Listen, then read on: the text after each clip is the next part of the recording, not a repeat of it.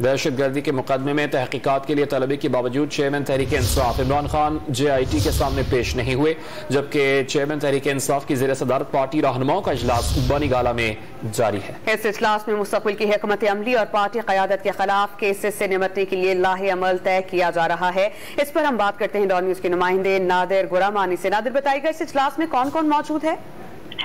देखिए, सबसे पहले तो आज जो साबिक वज़ीर आज़म इमरान खान को दहशतगर्दी के मुकदमे में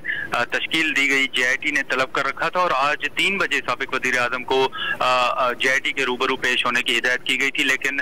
इमरान खान ने जो ज़राए का यह कहना है कि लीगल टीम से मुशावरत की और मुशावरत के बाद उन्होंने JIT के सामने पेश ना होने का फैसला किया और आज 3 बजे जैसे मैंने बताया कि उनको तलब किया गया था, लेकिन इमरान खान JIT के सामने पेश नहीं हुए। अब ये ज़राए का ये कहना है कि जो JIT है, क्योंकि उन्होंने इमरान खान को तलब कर रखा था और इमरान खान पेश नहीं हुए, तो अब ये वो जो चालान अगर हम कहें कि वो अदालत को इस तमाम सूरत हाल से आगाह करेंगे और उसके बाद ही देखा जाएगा कि अदालत इस हवाले से मजीद क्या अहकामात जारी करती है। तो इसके साथ साथ आज ही बनीगाला में एक अहम बैठक भी हुई है तहरीक इंसाफ की, जिसमें मरकजी रहनुमा जो है उन्होंने भी शिरकत की है, जिसमें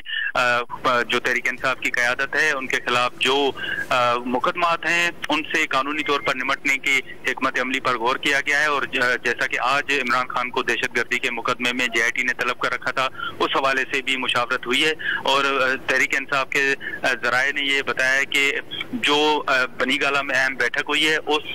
बैठक में जो क़यादत के खिलाफ केसेस हैं उस पर तहफ़्फ़ुज़ात का इजहार भी किया है और इमरान खान की क़यादत पर एतमाद का इजहार भी किया गया है। जी,